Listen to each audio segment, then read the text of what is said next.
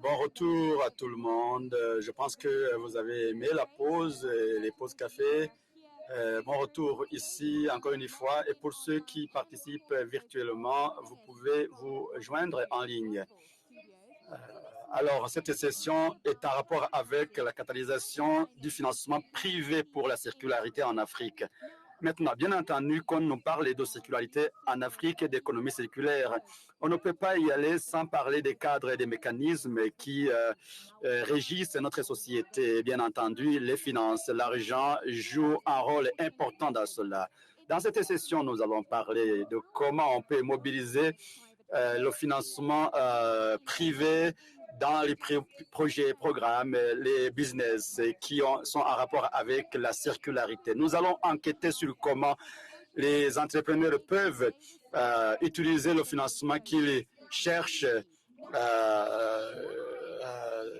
et les avoir. Donc, cette session voilà, nous avons le directeur général global d'Alberg Implement, il est Steve Kisaki.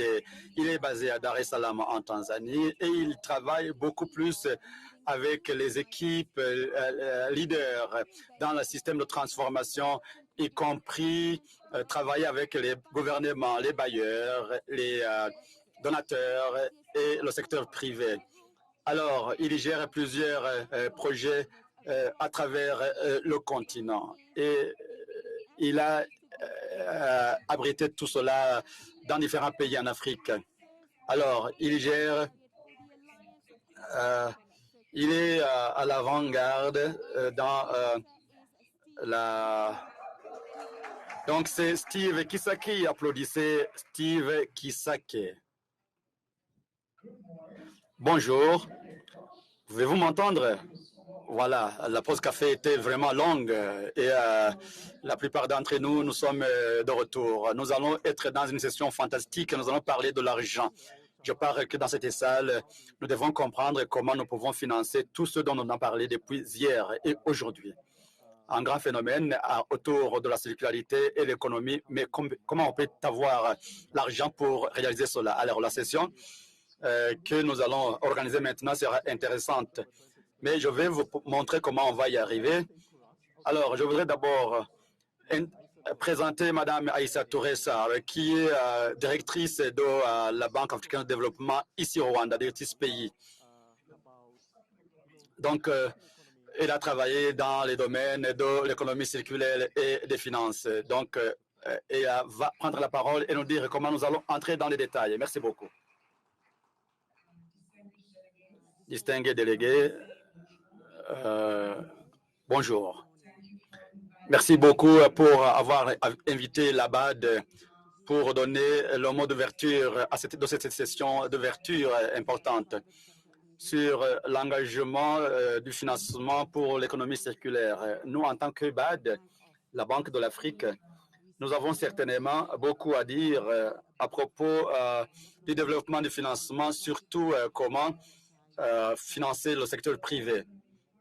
Le Forum économique mondial a estimé que les opportunités des affaires à travers le monde sont jusqu'à 3,4 trillions, donc 4 500 milliards de dollars d'ici 2020. Hier, nous avons aussi parlé dans ce forum comment les investissements dans les sociétés écosystèmes peuvent contribuer à l'économie circulaire. Comment on peut avoir les opportunités qui peuvent aider la transformation et l'innovation dans les sociétés.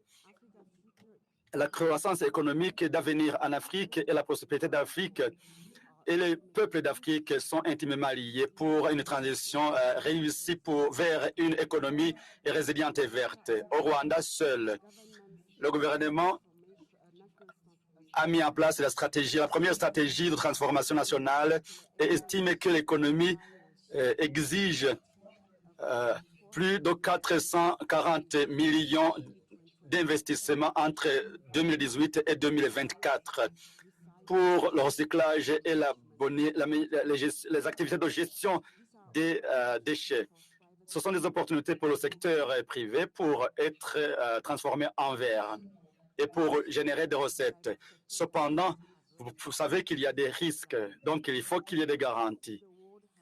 Même si le monde a enregistré une augmentation en termes d'investissement et de capitaux propres, surtout en ce qui concerne au niveau du financement global, les marchés financiers sur le continent et les moyens financiers ne sont pas encore à mesure de canaliser le financement vers le monde des affaires, tout au moins pour mettre à l'échelle.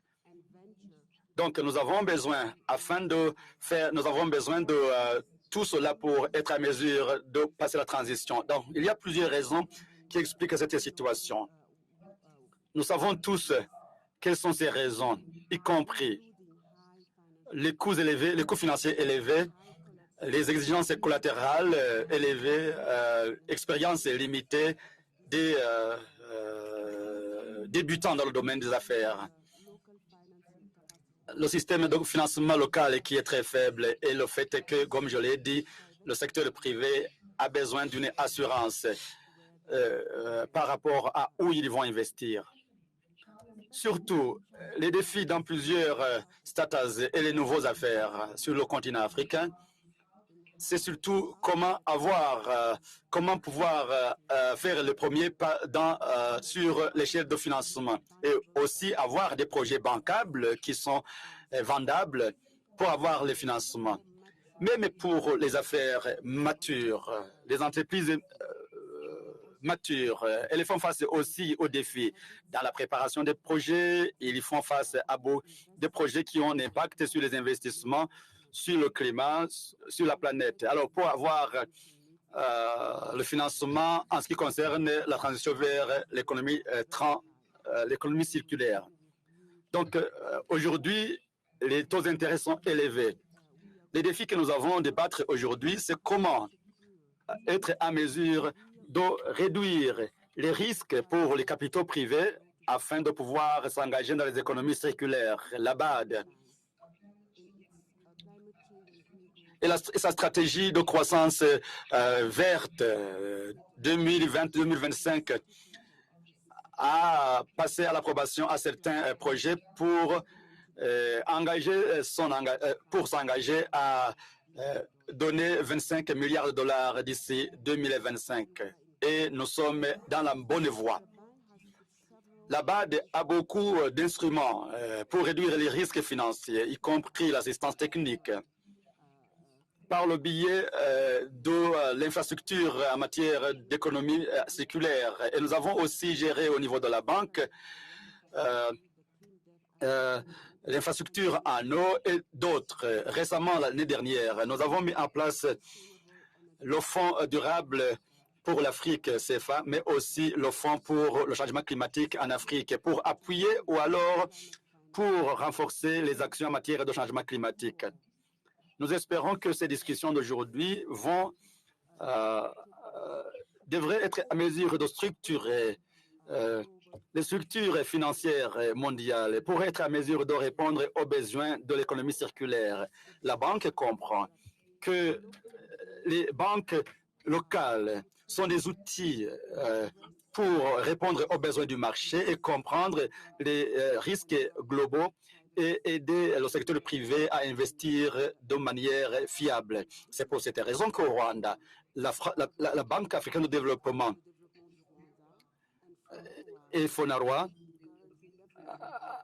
a commencé à débourser sur le fonds du Green Fund 40 millions de dollars dans le cadre de IREME il y a 2 semaines. Alors, c'est ma ferme conviction et que les discussions d'aujourd'hui vont nous permettre tous, l'industrie en général, pour avoir de meilleures solutions, pour que l'économie circulaire pourrait être une force complémentaire pour bâtir des économies résilientes en Afrique. Merci beaucoup.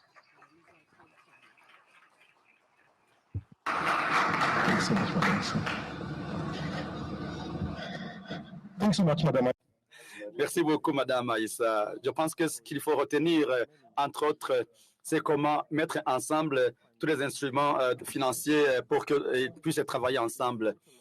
Donc, nous devons absolument travailler sur le système des subventions. Et comme Mme Aïssa l'a dit, comment est-ce qu'on peut utiliser cette session pour essayer de mettre ensemble des idées qui peuvent accroître et renforcer ces instruments financiers. Donc, une source de financement, c'est le secteur privé. Et je voudrais vous montrer dans une vidéo de 2 minutes comment cela, c'est le cas.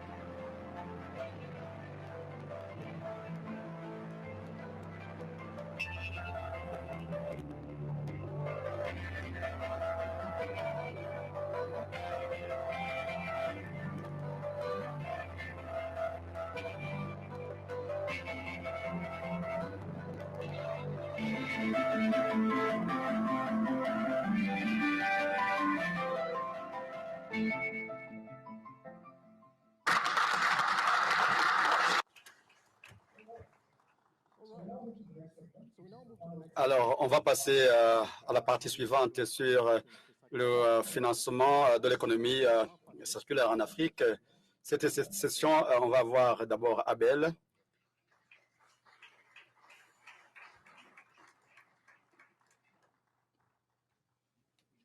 Donc, c'est Abel, Solap, Jonathan et Ada.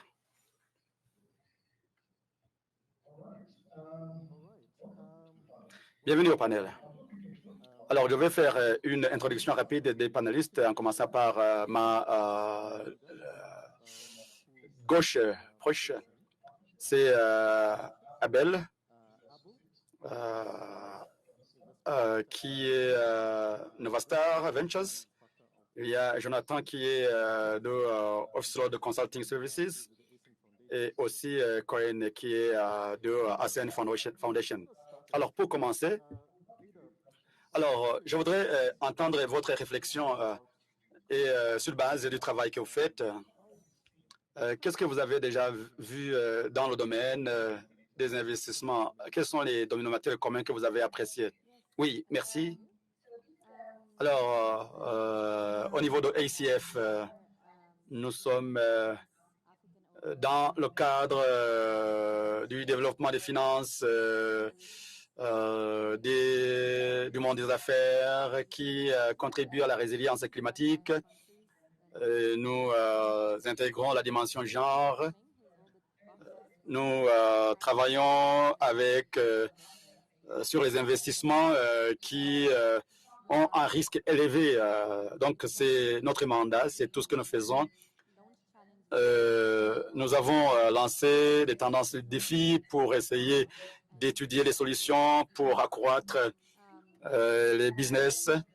Bien entendu, il y a des problèmes et nous avons essayé de tester un modèle d'affaires et aujourd'hui, il y a l'investissement qui est disponible de la part de ses amis.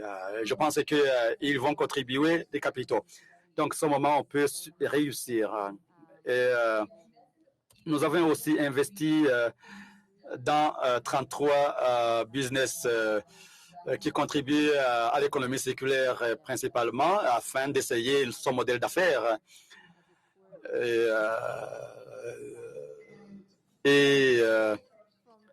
Alors, en ce qui concerne le monde d'économie circulaire, l'énergie, les déchets alimentaires, les produits pharmaceutiques, les produits ornementaux, l'habillement et d'autres, nous avons remarqué qu'il y a un taux élevé de chèques de ces business. Donc, il y a des leçons qu'on apprend de cela. Surtout, le fait est que ces business échouent parce que leurs modèles d'affaires sont des modèles complexes et ces business sont vulnérables suite à des hauts et des bas, surtout dans le domaine du transport. Donc, il faut avoir une intégration des produits pour que nous puissions effectivement être à mesure de personnaliser ces modèles. Mais aussi, nous avons remarqué que donner de l'argent pour un refinancement de capitaux n'était pas suffisant en soi. Maintenant, nous avons changé le modèle. Nous commençons à investir dans l'assistance technique, la connexion stratégique, les liens du marché, ainsi que le financement. Donc, nous sommes en train de voir ce que ça va donner avec les entrepreneurs. Et bien entendu, tout cela dépend de comment nos interventions sont conçues au niveau de chaque pays. Alors, nous allons travailler dur dans ce contexte pour bâtir de la résilience afin de pouvoir aider les hommes et femmes d'affaires qui ont été affectés par les différents risques commerciaux et financiers. Et nous pensons que cela devrait être une priorité quand on parle donc du financement de ces femmes et hommes d'affaires. Nous pouvons dire qu'ils ont des potentialités, mais bien entendu, il faut rationaliser ces potentialités sur base des ressources locales.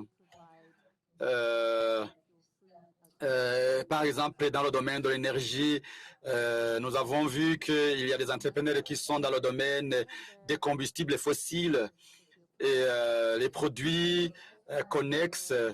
Ce sont des produits qui peuvent être bénéfiques du point de vue macroéconomique. Donc, je pense que ici dans la salle, d'autres peuvent voir les impacts macroéconomiques et essayer de voir effectivement dans quel cadre on peut appuyer les priorités des gouvernements. Merci. Alors, Jonathan, je viens vers vous. Il y a beaucoup d'entrepreneurs dans la salle et aussi virtuellement. Quand on parle du financement du climat, vous enseignez cela au Nigeria. Je voudrais vous entendre dire quelque chose par rapport à cette approche. Oui, je voudrais dire que les finances circulaires, ce sont des finances qui s'adressent à différents produits. Et nous finançons aussi la circularité, donc permettre à certains entrepreneurs d'avoir accès aux finances. Donc, les finances ne sont pas une chose émotionnelle.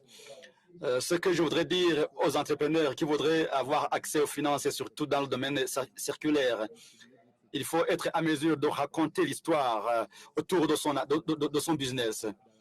Parce que parfois nous regardons comment ces finances apportent une valeur.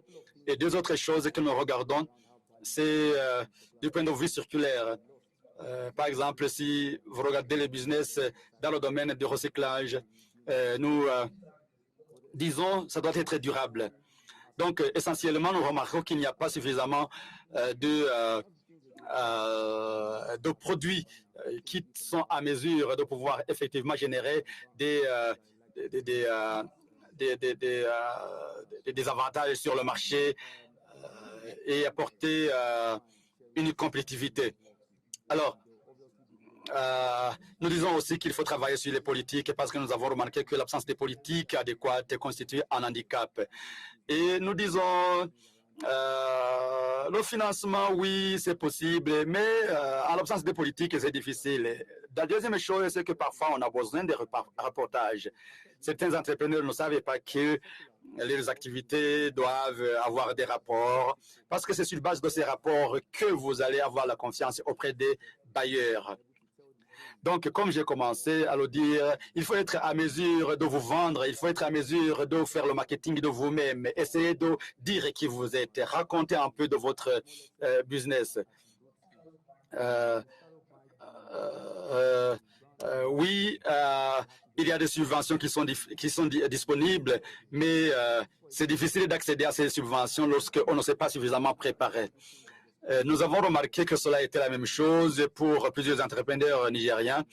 Ça leur a pris du temps pour comprendre tout cela. Alors, il en est de même pour les économies circulaires. Les finances circulaires, c'est comme ça. Si vous êtes dans le domaine de la transformation, dans le recyclage, vous devez savoir que pour autant que c'est un domaine qui rapporte des revenus, il faut absolument être à mesure de bien défendre votre projet auprès des bailleurs. Oui.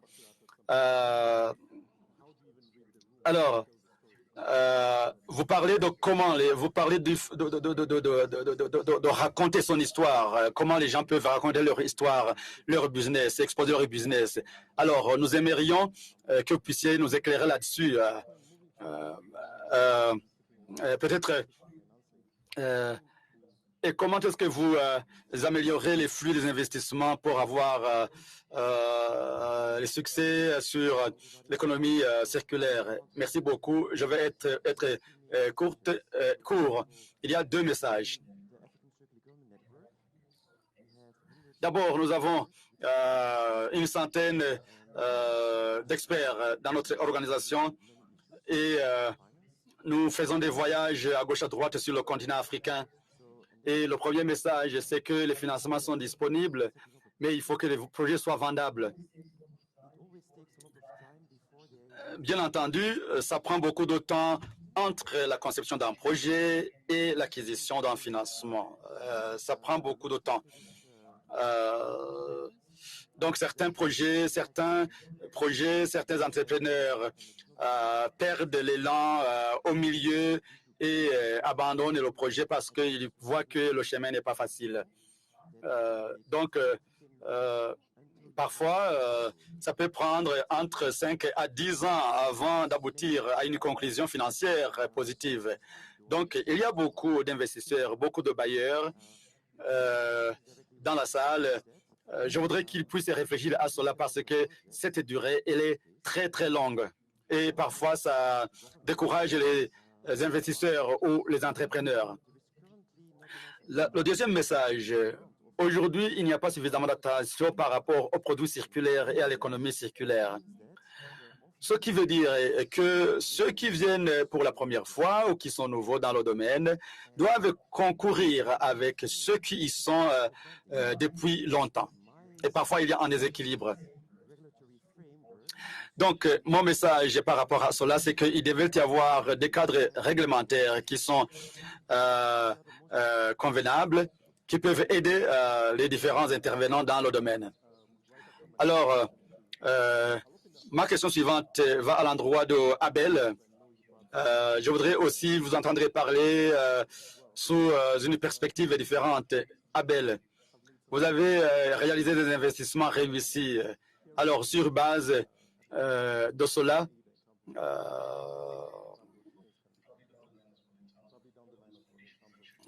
alors, qu'est-ce que vous avez remarqué par rapport au commun dénominateur en ce qui concerne la réussite des investissements dans le domaine de l'économie circulaire. Alors, pour commencer, je voudrais d'abord dire que Novastar Ventures, nous travaillons dans la transformation des affaires en Afrique du Sud, australe et en Afrique orientale. Alors, nous sommes parmi les quelques investisseurs dans ce domaine de l'économie circulaire. La circularité, c'est quelque chose qui prend beaucoup de temps pour pouvoir se réaliser. Ça exige beaucoup de capitaux aux sociétés pour pouvoir faire la mise à l'échelle. Alors, moi, en tant qu'investisseur, par exemple, si je veux investir dans un domaine donné, et je dois prévoir qu'en certains moments, je vais quitter. Peut-être je vais me lancer dans un autre domaine. Alors, si vous deviez alors passer 5, 10, 15 ans dans ce domaine, il faut absolument vous préparer. J'ai remarqué aussi que la circularité demande des synergies. Nous avons, par exemple, à Nairobi, nous faisons la collecte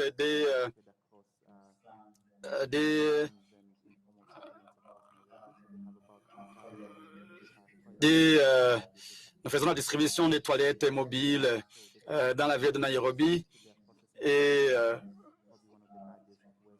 nous faisons la collecte des déchets des toilettes.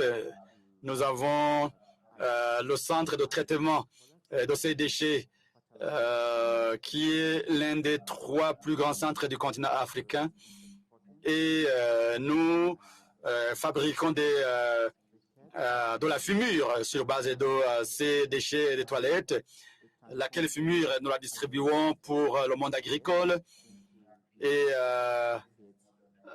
nous fabriquons autre chose qui sont aussi utiles pour le développement économique. Voilà donc notre modèle. Il va sans dire que le modèle fait face aussi à des défis tels que l'accès au financement. Avant, nous avions des partenaires qui appuyaient techniquement en nous donnant des subventions pour l'appui technique, la formation, l'expertise. Donc, ça nous a pris par exemple 4 ans pour pouvoir trouver quelqu'un qui peut appuyer. Donc, à un certain niveau, vous trouvez dépourvu de financement ou de partenaire qui peut appuyer. Mais après quelques années, après avoir pris de l'envol, nous avons été à mesure finalement de pouvoir nous stabiliser.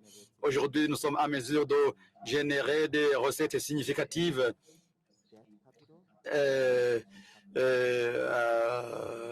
Nous pouvons financer nos capitaux et nous pouvons maintenant nous mettre à l'échelle et nous étendre sur d'autres villes aussi grandes que Nairobi ou plus grandes que Nairobi.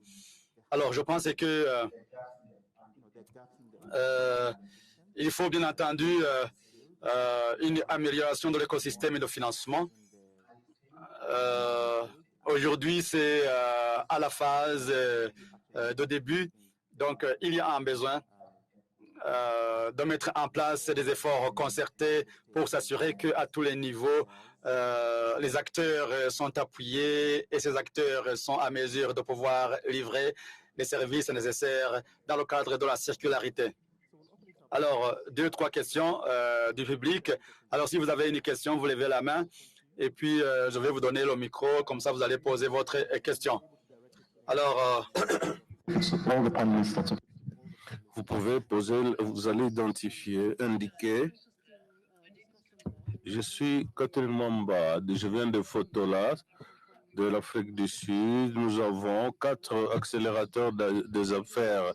Nous avons un accélérateur pour la jeunesse et nous prenons quelques idées et nous les transformons en affaires qui deviennent des générateurs de recettes. For people to be able to test and prove. Je pense que l'autre domaine qu'on a, c'est un fonds circulaire où nous avons levé des fonds en cascade pour remettre l'argent dans des affaires en phase de croissance. Est-ce que, parce qu'en Afrique du Sud, il y a un gap.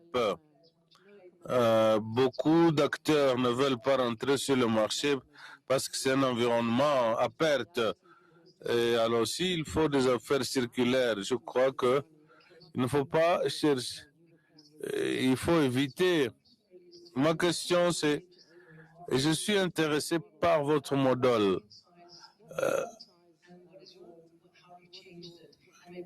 Quelle est la taille qui a fonctionné? Pouvez-vous me donner quelques détails? Au fond,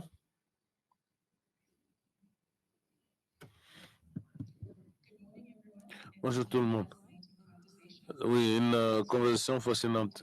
Je suis Dr Muchezo. Je suis avec ACBA, Alliance africaine des affaires de l'économie circulaire. Je voudrais dire à tous les panélistes,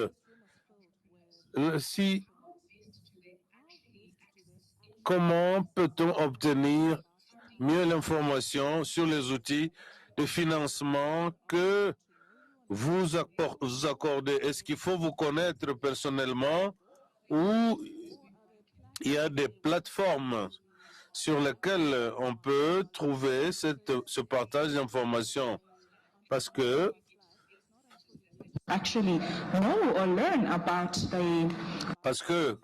les mécanismes de financement se connaissent pas seulement sur des plateformes comme celle-ci. Donc, j'aimerais comprendre, j'aimerais entendre l'orientation que vous pouvez donner à une personne ou à une entreprise aspirant à devenir opérationnel dans le domaine. Oui. On peut parler aussi, n'est-ce pas, des plateformes de partage d'informations dont vous disposez.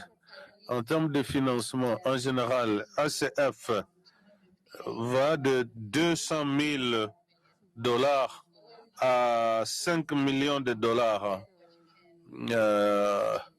Alors là,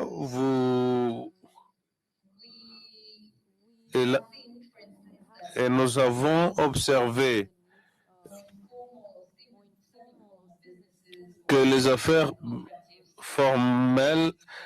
informelles, comme les coopératives, il faut aller au bas avec des partenariats avec les institutions de finances afin il faut qu'on accorde des prêts à zéro bénéfice. Et je pense que beaucoup de compagnies circulaires ont été financées de l'ordre de 200 000 à 500 000 $.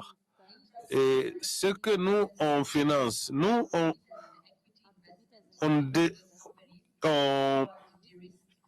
on destine notre financement vers les capitaux propres pour dérisquer le financement. Et là, il faut investir là où il n'y aura pas. Il faut aussi un inventaire de finances aux compagnies d'utiliser l'argent pour ce qu'elles veulent. Mais il faut que l'argent soit récupéré dans un domaine où on l'a placé. Il faut le placer dans un domaine où on peut le récupérer. Soit former les capacités du personnel. Ce type de coûts de début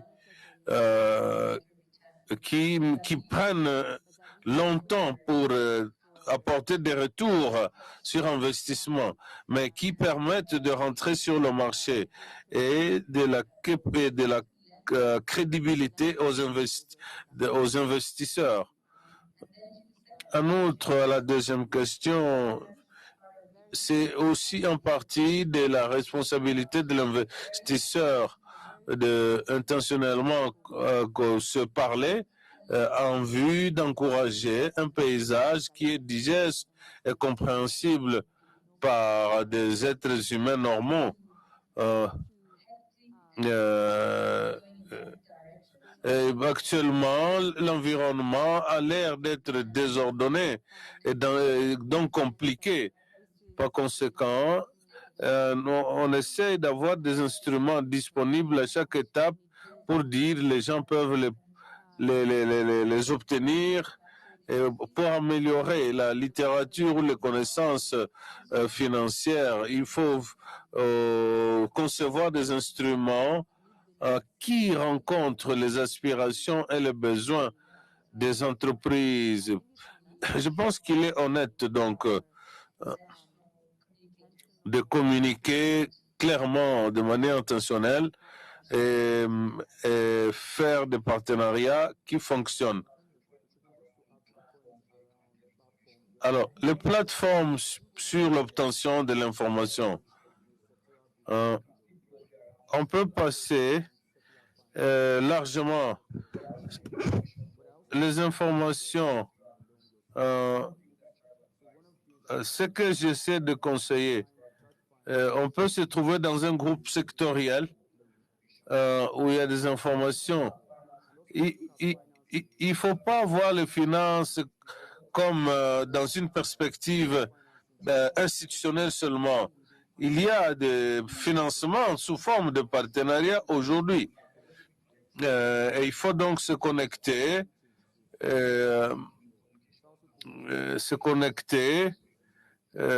pour obtenir des financements, des informations portant sur le financement.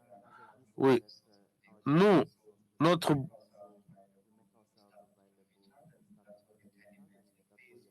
voilà pourquoi on vient à des événements comme ceci.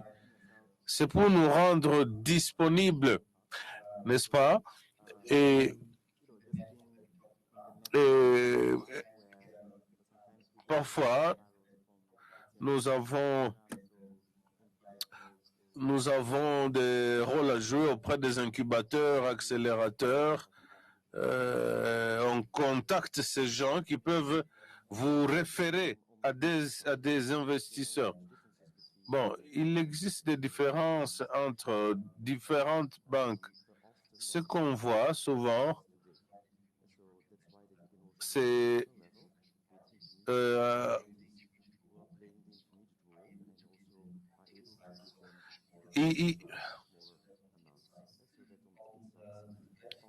s'agissant des plateformes, la Commission européenne a un modèle qu'on peut aussi répliquer en Afrique. Les entrepreneurs intéressés par ces projets, ce type de projets, doivent suivre des cours. Il y a des séances en ligne sur lesquelles on informe, au cours desquelles on donne des procédures de demande de financement. Et ces entreprises, par exemple, suivent des cours sur comment faire constituer des cas d'affaires, des exemples d'affaires. Et ça, nous allons terminer ce segment particulier. Prenez 1 à 2 minutes pour partager des allocutions de clôture ou des observations. Et comment réaliser l'inclusion du secteur privé? Ça, c'est une question très importante. Comment réaliser l'inclusion du secteur privé? Oui, dans un contexte africain, il est clair que si vous voulez que les choses réussissent, il faut impliquer le secteur privé. le plus possible pour avoir un lien entre secteur privé et instruments financiers. Selon moi, je suis banquier et je pense qu'il faut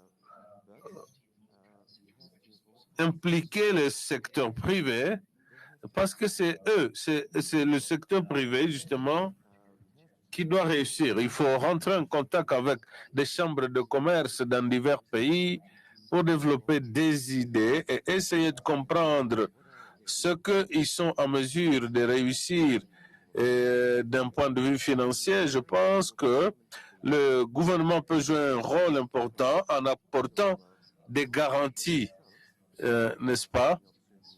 Et le gouvernement peut préparer des instruments en faveur aussi des secteurs financiers. Et à la fin, ce qu'on observe dans les pays où on est actif en Afrique,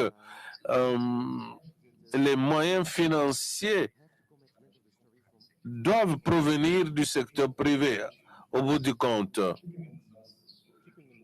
Alors, restant sur le chapitre inclusion, vous parlez des startups et des PME qui incluent des jeunes et des femmes.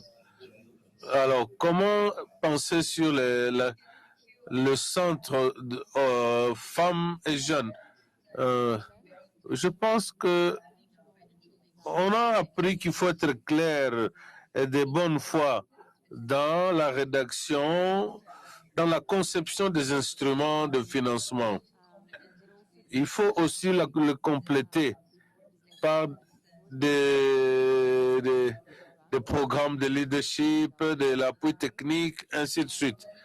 Alors, on peut aussi passer de petits aux grands, de concevoir des outils qui impliquent les hommes auprès des femmes et qui pourraient, cela pourrait nécessiter que l'on travaille avec des communautés locales. On ne peut pas écarter l'homme, pas du tout. Et l'assistance technique, l'appui au développement des affaires est très important parce que l'argent seul ne peut pas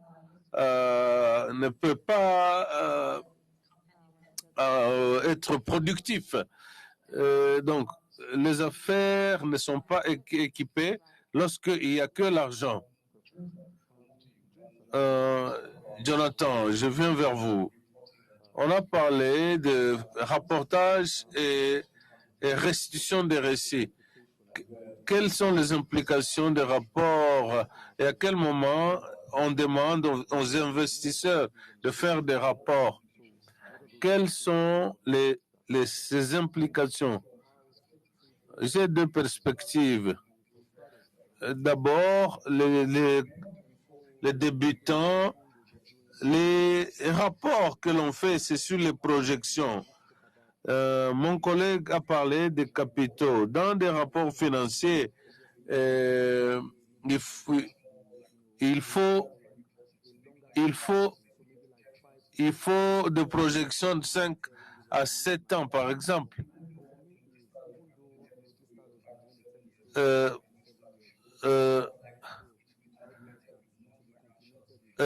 Il faut des rapports financiers et des rapports non financiers. Par exemple, c'est quoi l'interaction entre les entreprises et l'environnement, les entreprises et la société? Ça, c'est très important. Et pour ceux qui essayent de croître, il faut des rapports financiers et non financiers. La gouvernance, c'est quelque chose de... J'ai un cas au Nigeria où on fait des innovations circulaires alors qu'ils ont commencé comme des ONG. Alors, ça devient difficile d'attirer les investisseurs, étant donné votre mode de gouvernance entrepreneuriale. Alors, dans les rapports financiers,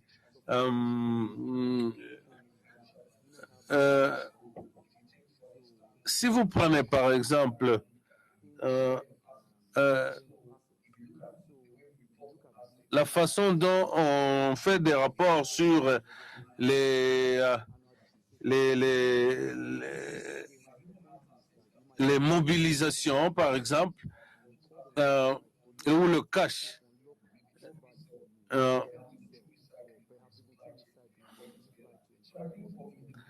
Moi, je crois que il faut que les rapports financiers soient en correspondance avec des efforts non financiers pour que l'on voit, pour que l'on voit tout ce type d'interaction. Bien, vous avez parlé du crédit carbone ici et là. Ceci peut être controversé dans cette circularité. Alors, comme cet espace s'ouvre sur le continent, qu'est-ce que vous conseillez en termes de start-ups qui tiennent à s'impliquer dans des crédits carbone? Je crois que les start-up en économie circulaire devraient explorer les financements, des alternatives de financement ou des revenus qui peuvent les aider à accroître leur profitabilité. Et ce que j'ai observé, c'est qu'il y a des financements émergents ou des sources de revenus dont le crédit ou le crédit de biodiversité, le crédit plastique pour les compagnies qui recyclent du plastique. Alors, le processus d'obtenir un crédit, d'être accrédité est assez compliqué. Même la certification, c'est compliqué. L'assistance à ces compagnies afin d'obtenir l'accréditation et pour obtenir ces crédits carbone, c'est un peu compliqué. Alors voilà qui peut constituer une source de revenus afin d'améliorer ces opérations, de devenir profitables et pour améliorer leurs opérations. Peut-on applaudir le panel? Merci beaucoup. J'aimerais vous permettre d'aller vous asseoir. On a une petite interlude, un interlude de la Banque mondiale.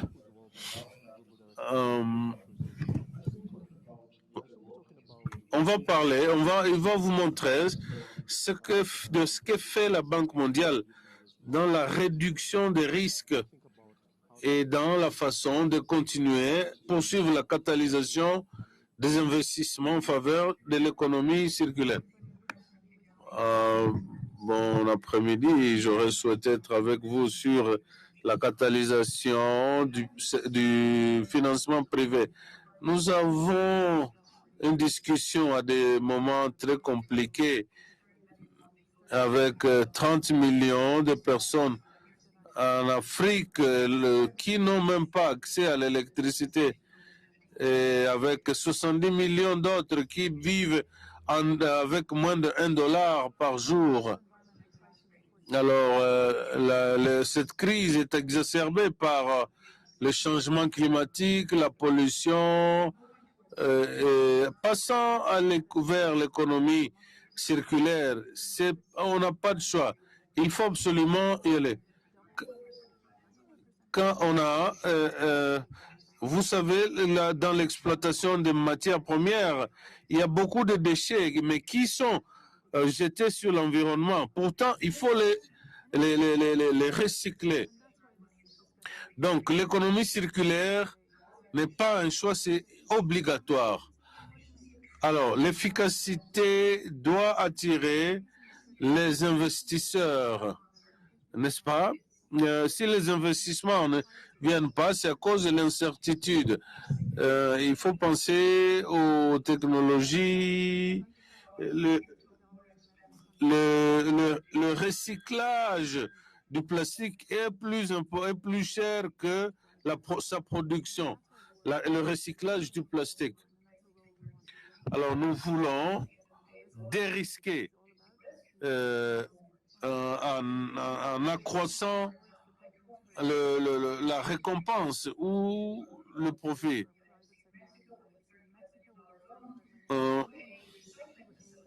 On a donné 30 millions au Mexique pour le processus de recyclage.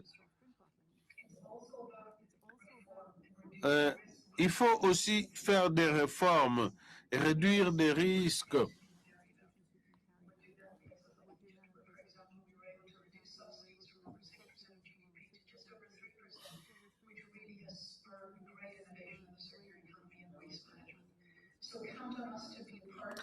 Veuillez compter sur nous comme partenaires dans le dérisquage, dans la réalisation du potentiel de l'économie circulaire en tant que faiseur de bénéfices ou business profitable. Merci. Merci. J'aimerais passer à la dernière partie de notre conversation de ce matin. J'invite Philippe et Dora. Nous avons entendu Madame Aïssa. Nous avons entendu 4 membres de... Maintenant, nous voudrions réfléchir sur certaines de vos idées que l'on peut amener à la maison, tirées des conversations de ce matin. Et qu'avez-vous entendu de ces conversations et Dora et au niveau de fonds d'investissement climatique? Dora, est-ce que vous avez des réflexions et ce que vous pouvez ramener à la maison par rapport aux conversations? Merci, c'est un plaisir et un honneur d'être ici et d'apporter des conversations comme membre du panel dans ce forum. J'aime ce que Valérie a dit, que l'économie circulaire n'est pas un choix, mais plutôt une obligation. Et ce que Kissi et Debra ont dit hier en Afrique, permettez-moi de le dire, il y a certaines économies qui font partie du style de vie. Bon, au Ghana, n'est-ce pas, il est important de comprendre que les processus au niveau des affaires, on pratiquait déjà l'économie circulaire.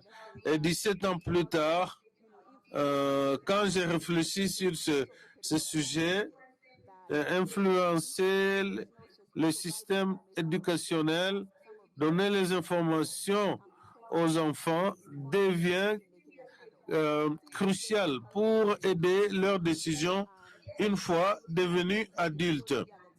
Alors, dans l'industrie au Ghana, je suis heureuse d'apprendre que les déchets sur les sites au Ghana généraient de l'énergie.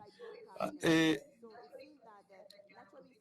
c'est pour dire que la circularité au Ghana a toujours été une réalité. Je travaille au niveau du fonds climatique, au fonds d'investissement climatique, l'un des grands financiers multilatéraux mondiaux. On essaie d'aider les pays à pousser leur agenda de développement et le Rwanda est l'un des bénéficiaires de ces investissements dans l'investissement forestier et la résilience face au changement climatique. Le point clé ici est que les fonds climatiques, on focalise sur les banques. On travaille avec la BAD, la Banque asiatique de développement, et la Banque américaine, IFC et la Banque mondiale. Alors nous, on passe les ressources à travers ces banques-là le capital privé et public dans le domaine de l'énergie renouvelable. Et là, on essaie de pousser l'agenda sur les technologies propres.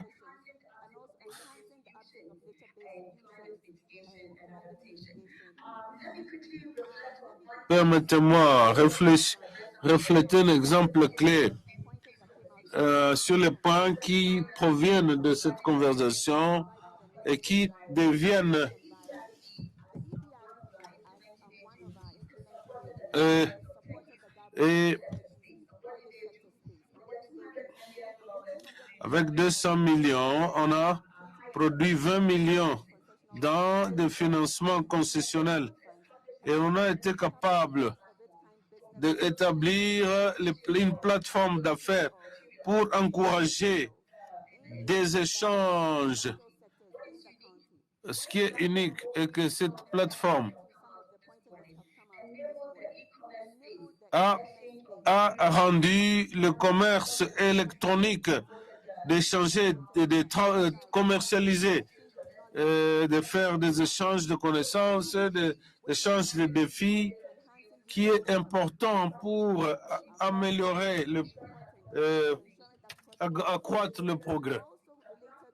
La plateforme, en plus d'apporter des connaissances, a encouragé la capacité à répondre à certaines difficultés en matière de politique.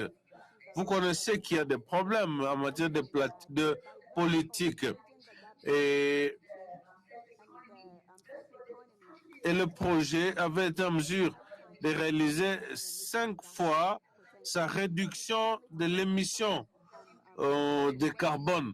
Donc, travailler avec les banques va de l'avant.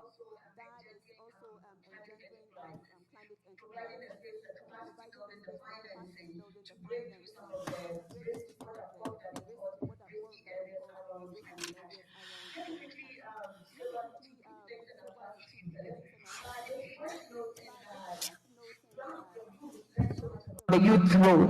The SIPs, in addition to promoting private sector, public-led investment in climate and circular economy-related interventions, is also at the COP26 launched its youth engagement strategy. And one of the key pillars is on youth entrepreneurship. And through that, we à travers ce qu'on appelle le Youth Adapt Programme, il y a des entreprises très innovatrices au Nigeria. Il y a des plastiques qui sont recyclés vers la production des chaussures. Au Cameroun, il y a des technologies innovatrices qui travaillent sur le traitement des déchets. Et puis, il y a aussi un programme d'entrepreneuriat où nous identifions des pratiques très innovatrices. Au Nigeria, il y a des systèmes de recyclage. Au Nigeria, il y a un autre exemple. Les déchets sont utilisés pour appuyer les assurances médicales pour aider les communautés à faible revenu. Philippe, il y a une autre chose. Ces plateformes aident dans le transfert des connaissances. Donc, je crois bien que faire la collecte, regrouper les meilleures pratiques, les connaissances pour les promulguer permet à renforcer l'apprentissage, mais aussi, il est très important que si l'économie circulaire est là, pourquoi est-ce qu'il y a des... Donc, je crois bien que ces plateformes sont importantes, mais il faut qu'il y ait l'échange et le transfert des connaissances. Philippe, je vais vous poser des questions. C'est juste pour vous provoquer. Nous aimerions avoir votre réponse pour utiliser les programmes comme la confidentialité au Ghana et en Indonésie. Il y a des programmes qui utilisent ces aspects dans le secteur des mines. le tourisme. J'aimerais savoir ce qui se passe à IEB. Comment est-ce que vous utilisez ces technologies ou bien ces programmes pour trouver des solutions aux problèmes, pour trouver des solutions aux obstacles qui existent? Merci, merci. Je pense que la question est aussi adressée à moi. Merci. Dora, merci pour cette introduction. Donc, il y a une question qui a été posée ici dans pratiquement tous les panels. Le rôle du secteur financier, le rôle des organes financiers. Hier, on a eu plusieurs explications de la BAD et Valérie nous a parlé de la Banque mondiale. Permettez-moi de dire ce qui se passe dans ce secteur du point de vue IEB. Nous avons des relations avec l'Afrique. Nous appuyons beaucoup de projets à travers les crédits, les partenariats. Il y a la BAD aussi. Par exemple, nous avons le COPIP, le projet COPIP. COPIP veut dire un programme d'identification des océans propres. Mon collègue est là, ici. Ça veut dire c'est pour appuyer les études de faisabilité portant sur la gestion des déchets en Afrique. Ceci vise à gérer le recyclage, la gestion des déchets qui se trouvent dans les océans. Il y a une coïncidence parce que l'intervenant précédent, Karen Bosca, il a aussi parlé. Il représente un projet et ça nous donne une bonne occasion d'explorer ce sujet. Karen avait parlé des plastiques qui ne sont pas nécessaires, les plastiques qui sont là et qui ne sont pas nécessaires. C'est vraiment un défi majeur. La Commission européenne, il y a 10 jours, a publié un projet de document, un Packaging Directive, qui s'adresse aux emballages qui ne sont pas nécessaires. Je pense qu'on devrait chercher à ne pas devoir traiter ne pas avoir ces emballages non nécessaires. Donc, il y a beaucoup de travail à faire pour éviter qu'il y ait trop de plastique dans les océans. Mais il faut avoir une certaine compréhension. L'économie circulaire n'est pas une extension de la gestion des déchets. Ça veut dire la meilleure gestion des déchets. Il s'agit du recyclage et l'extension de ces vies, de ces produits. Donc, ça a trait aussi au secteur financier. C'est un changement qui est nécessaire pour nous tous. Il faut commencer par les politiques et puis les actions menées par les gouvernements ainsi que les entrepreneurs qui lancent des projets et aussi nous qui nous travaillons dans les finances. Parce qu'actuellement, nous faisons face à des défis complètement différents. BIB a à peu près 85 milliards de dollars dans nos projets, mais ce n'est pas facile de répondre sur le plan individuel aux besoins financiers des bénéficiaires. Voilà pourquoi nous essayons d'étudier la possibilité d'octroyer des crédits sur base de cadres parmi d'autres actions. On n'a pas encore les bonnes réponses à tous les défis auxquels nous faisons face dans l'économie circulaire. Cependant, on a ça en commun avec les autres MDB. Et voilà pourquoi les autres MDB ont lancé une conversation les uns avec les autres. Ce n'est pas seulement IEB qui se trouve devant ce défi, mais à Sharm el-Sheikh, je me rappelle qu'il y avait la feuille de route. Cet exercice est en cours, donc en janvier, les MDB vont se réunir encore une fois pour voir comment on peut travailler ensemble pour appuyer la transition vers l'économie circulaire de la meilleure façon possible.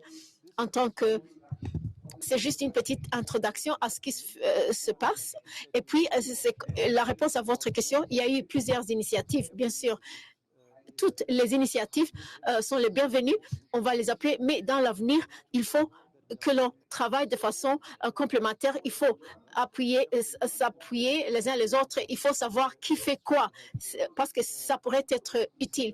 Et puis, il faut considérer le secteur financier comme étant un partenaire dans tous les défis auxquels l'économie circulaire fait face. Donc, pour clôturer cette séance, il y a un appel à l'action vers la communauté des financiers.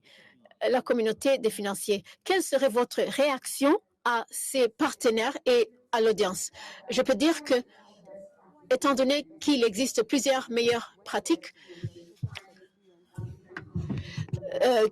qui existent dans plusieurs pays sur le continent, donc il faut avoir un espace pour le partage des connaissances. Il faut pouvoir passer directement à ce qui est nécessaire. Il faut démystifier les difficultés et les complexités qui se trouvent autour de l'économie circulaire. Vous aviez mentionné, Philippe, qu'il faut faciliter la collaboration et l'harmonisation des différents efforts consentis. C'est très, très important. C'est fondamental dans ce parcours. Et puis, du point de vue Climate Investment Fund, il y a les banques de développement pourraient renforcer cet échange d'expérience. Mais il faut que ces connaissances arrivent à toutes les audiences. Et nous avons aussi une initiative d'apprentissage qui donne l'espace pour une communication continuée, un partage continué et une promulgation continuée de tous ces aspects. Je m'arrête par là. Oui, que pensez-vous? J'ai été impressionnée de sentir cette énergie positive ici dans la salle, ce qui nous amène vers ce monde circulaire. C'est la meilleure occasion pour les êtres humains et pour que la planète soit fortifiée. Donc, il faut continuer de cette façon. Et je dirais aussi que le secteur financier devrait faire partie de ce processus. Le secteur financier a bel et bien compris ce message et je serais très content si on pourrait affecter du temps au rôle du secteur financier dans la transition vers une économie circulaire. Donc, pour clôturer cette séance, j'ai entendu parler de plusieurs points d'excellence, ainsi de suite, mais il faut avoir une meilleure coordination. Il faut travailler ensemble. Et on est en route à cette coordination. Donc, il faut penser à aller au-delà des dons, au-delà des subventions. Il faut penser aux risques et puis il faut aussi penser aux promesses. Et puis, c'est vraiment un parcours. Donc, comment est-ce qu'on va s'y investir pour travailler avec les entrepreneurs?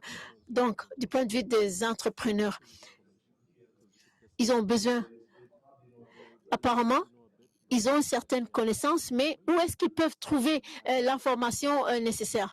Mais ils auront besoin des opportunités de financement.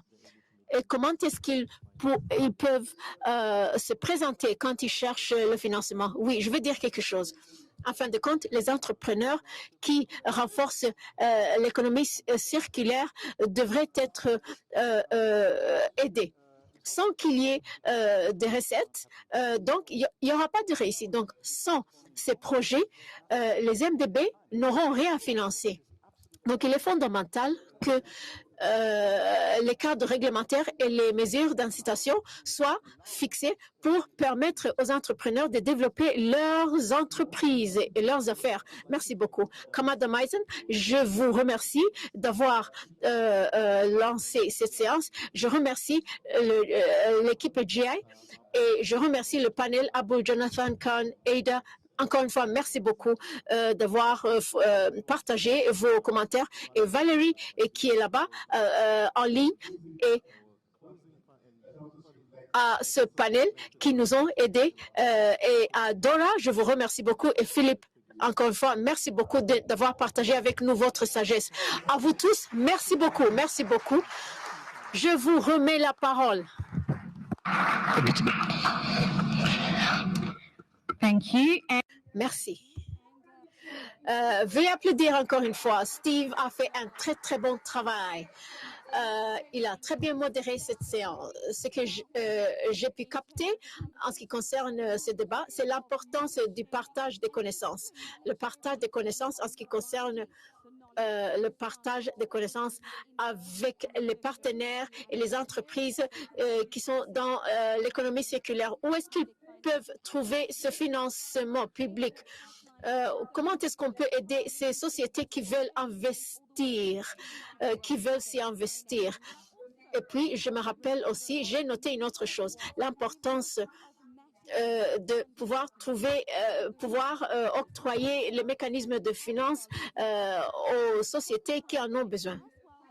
Et puis, on a entendu parler de certains projets, initiatives dans le secteur privé. Il faut pouvoir trouver le financement qui est nécessaire à l'économie circulaire. Donc, je vous rappelle qu'il y aura plusieurs séances demain. Il y a une autre annonce. Il y a un rappel pour le Eisen Foundation Accelerator Session qui aura lieu. Ils nous ont dit qu'il y aura un déjeuner au cours de cette séance et la date butoir pour l'inscription, c'est dans quelques minutes. Donc, vous devez vous inscrire. Donc, s'agissant du déjeuner, nous aurons notre déjeuner bientôt. Je vous rappelle qu'il y aura 2 repas servis. Ceux qui ont la carte jaune iront au rez-de-chaussée et les autres vont manger au restaurant Soko au premier étage, là où on a pu avoir le petit déjeuner. Nous aimerions que vous ayez votre déjeuner, mais le rendez-vous de l'après-midi est ici à 13h40. 13h40 dans l'après-midi. C'est intitulé De l'Afrique vers un avenir circulaire. Ça va être très, très intéressant. Très bon appétit et nous allons continuer la conversation ici en présentiel, en ligne et utiliser le hashtag WCCF 2020. Bon appétit à tous et merci.